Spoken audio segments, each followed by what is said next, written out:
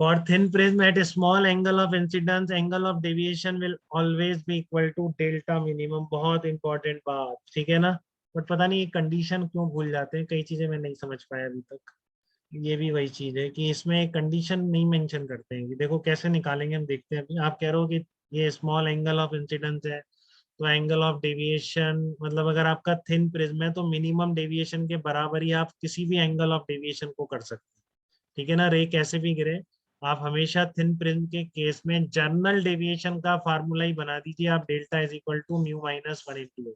ये आपको सीपीपी में मिलेंगे इस तरह के क्वेश्चन, ठीक है। कि आपका थिन प्रिज्म है तो एंगल ऑफ डेविएशन आप डायरेक्टली लिख देंगे हमेशा म्यू माइनस 1/2 कर देंगे, ठीक है। बट जब निकालते हैं तो एक एक्स्ट्रा कंडीशन और आती है, लेकिन उसका कोई ध्यान नहीं देता है, ठीक है ना। वो एक्स्ट्रा कंडीशन देखो कैसे निकल के आती है, हम अगर पूरी मैथ से जाएंगे तो।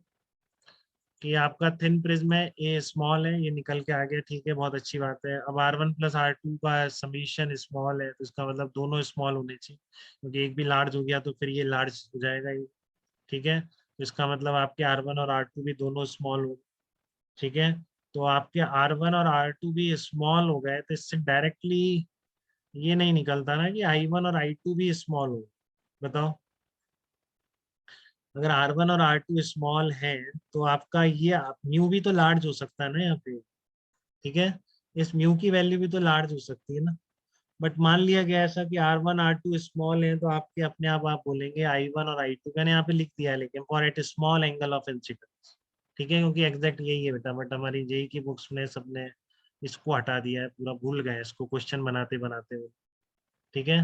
कि for thin prism at small angle of incidence, angle of deviation will always be equal to delta minimum. वो हट ही गया है कि एंगल ऑफ इंसिडेंस स्मॉल होना चाहिए, वो तब ये आएगा तब angle of incidence new large हो गया तो लार्ज नहीं हो जाएगा, ठीक है। तो I1 propose approximately equal to mu R1, I2 approximately mu R2, ठीक है। तो डेल्टा डेविएशन का फार्मूला यही था, I1 प्लस I2 माइनस है, ये उठा के रख दो।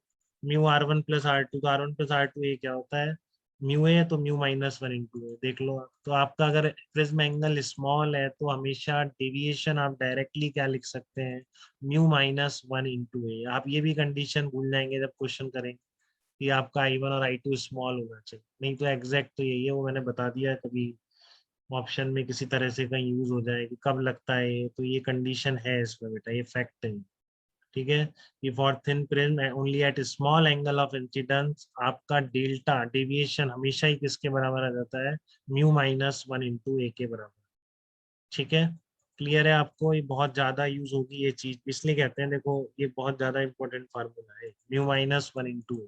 विथिन प्रिज्म का हमेशा angle of deviation directly mu minus 1/a लिख सकते हैं, ठीक है। अरे नहीं है, 4 वाली नहीं सर है, इसमें 6 वाली क्लास नहीं। हाँ बताओ बेटा क्या कह रहे हो। सर इसमें एंगल ऑफ इंसिडेंस 10 डिग्री से कम होना चाहिए ना, ऐसा कोई तभी क्राइटेरिया नहीं, स्मॉल एंगल होगा। नहीं नहीं, आपका 6-7 तक ले लो, आप 10 भी देगा तब भी आप ले लो, 30 और 45 पे मत ले लो, ठीक है ना। 30 45 60 इस पे ले लोगे तो फिर वो गलत हो, बाकी आपके 6-7 तक आप ले सकते हैं, कोई दिक्कत, ठीक है। वो दिख जाएगा आपको, sin 7 की जरूरत पड़ रही है, sin 7 आता है कि निकालना है, sin 10 आता है, अपने आप दिख जाएगा, नहीं आता तो क्या करेंगे, लेना ही पड़ेगा, ठीक है। तो इसलिए आपका आ जाएगा delta equals to mu minus 1/a। Clear है बेटा सबको ये बात, एकदम मिनिमम डेविएशन ही आपका डेविएशन बन जाता है in case of the thin prism.